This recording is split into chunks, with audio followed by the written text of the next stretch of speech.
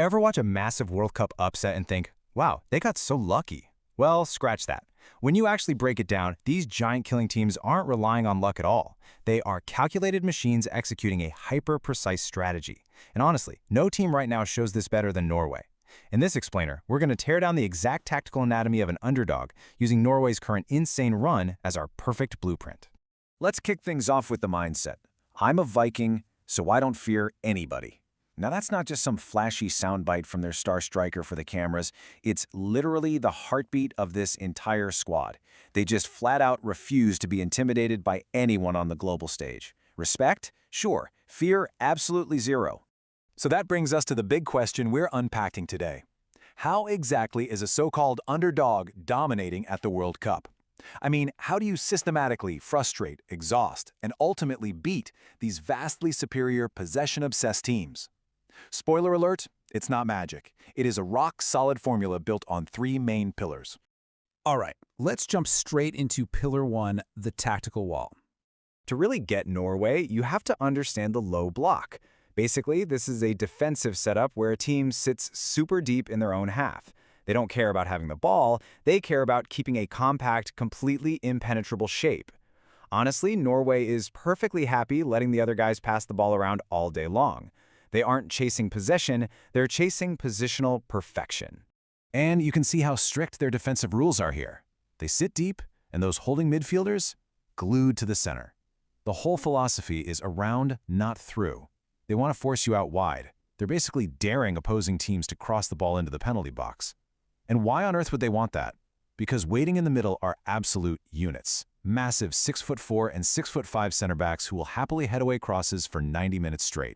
The reality check here is that maybe only a couple of teams on the planet can actually break down a properly executed low block right through the middle. Unless you've got a generational freak of nature like Lionel Messi weaving through microscopic spaces, playing through the center of Norway is just a non-starter. It creates this incredibly intense, mounting frustration for the attacking team. It's like banging your head against a brick wall. But hey, a wall doesn't actually win you games, right? It just stops you from losing.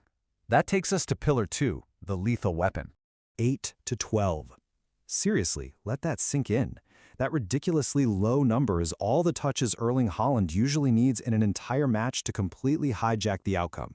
He doesn't need to help build the play, he doesn't need the ball glued to his feet to feel useful. And this is the crucial takeaway. The guy is a cyborg. Think about your typical superstar forwards, like Kylian Mbappe. They need touches, right? They want to run at defenders, feel the flow of the game. If they go 2 minutes without the ball, they drop back just to get a touch. Not Haaland. He has this freakish, almost robotic patience.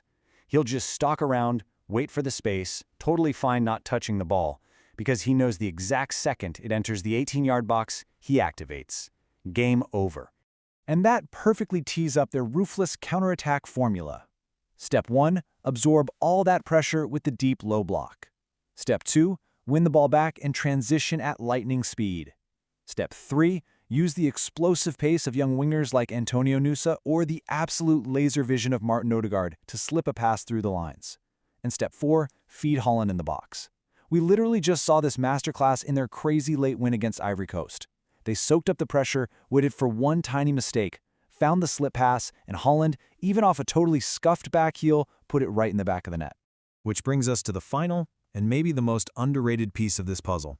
Pillar 3, the psychology. Picture this contrast. On one side, you have the heavyweights. Think Germany or the Netherlands.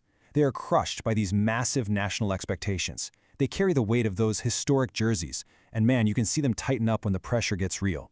Then you have Norway. They're playing with house money. Complete, liberated, opportunistic mindset. Everything they do is a bonus, so they get to play with absolute freedom and zero fear. So all this tactical analysis builds to the ultimate, highly anticipated test. Can a low block actually beat Brazil? Can this patient, calculated sit-back-and-wait strategy really take down a heavy favorite in a high-stakes knockout match? We are literally about to witness a massive clash of footballing cultures. It's Brazil's Joga Bonito, that fluid, beautiful, attacking flair, going head-to-head against Norway's fighting culture, which is gritty, highly structured, and super physical. It's a total chess match.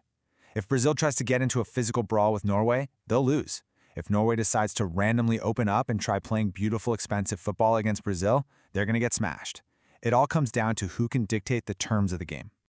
And this ideological war gives us some incredibly spicy on-pitch matchups that will decide everything. First up, Brazil's physical powerhouse Gabriel against Haaland. This is going to be a brutal, heavyweight fight in the penalty box. Gabriel is cut from that old-school cloth. He loves the contact. Then, you've got Vinicius Jr.'s electric speed up against Norway's right-side cover. The challenge? Norway has to contain his world-class pace without pulling their low block out of its rigid shape. Finally, Casemiro versus Martin Odegaard. Brazil's midfield anchor has one job: choke out Norway's primary creative outlet.